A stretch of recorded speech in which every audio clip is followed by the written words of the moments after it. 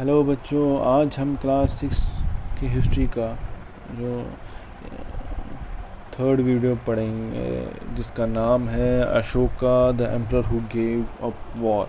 मतलब अशोका वो बादशाह जिसने जंग लड़ना छोड़ दी। आज हम उसके तीसरे वीडियो में हैं। तीसरे वीडियो में आपको मैं बताऊंगा कि अशोका कौन थे। हमने पहले दो वीडियो में एम्पायर वर्सेस किंगडम और मौर्यन एम्पायर पढ़ लिए हैं कि मौर्य का जो सल्तनत थी वो कैसी थी, एम्पायर और किंगडम में क्या फ़र्क है। आज हमारा जो फोकस होगा वो अशोका द ग्रेट पर होगा। तो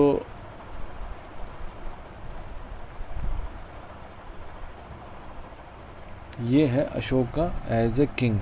जब अशोका बादशाह बना तो वो कैसे काम किया उसने। Ashoka try to spread his message among his people through inscriptions right in Prakrit using the Brahmi script. तो वहाँ जो अशोका ने क्या किया, अशोका ने अपने जो मैसेजेस हैं, अपनी जो बातें हैं जो लोगों तक पहुँचाई, वो किससे पहुँचाई? प्राकृत। प्राकृत उस टाइम पे एक लोकल लैंग्वेज थी जो सबसे ज़्यादा लोग उस टाइम पे समझते थे। तो उसमें लिखी। इंस्क्रिप्शन हो गया कि कहीं पे छापना, गुदाई करना, कहीं दीवार पे, कहीं पिलर्स पे। तो वैसे उसने लोगों तक बात पहुंचाई। Ashoka declared war against Kalinga, modern day coastal Odisha. तो अशोका ने क्या किया, उसने जंग छेड़ दी किसके खिलाफ? कलिंगा के, जो आज के वक्त में जिसका नाम उड़ीसा कहते हैं। ठीक है, but the aftermath was so horrifying that Ashoka decided to give up fighting.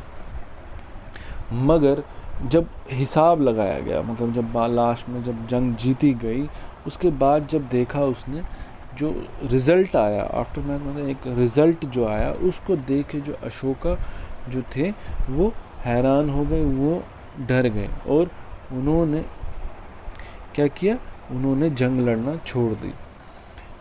He is the only king who gave up conquest after winning a war. वो एक अकेला एक ऐसा बादशाह जिसने जंग जीतने के बाद या जंग जीतने के बाद ही जंग लड़ना छोड़ दी। उसने बोला कि नहीं, मैं अब जंग नहीं लड़ूंगा। अब आता why Ashoka gave up war. तो उसने जंग क्यों छोड़ी, उसकी वजह क्या थी? ऐसा क्या हुआ था कलिंगा की दौरान कि उसको जंग छोड़नी पड़ी? इसका आगे है।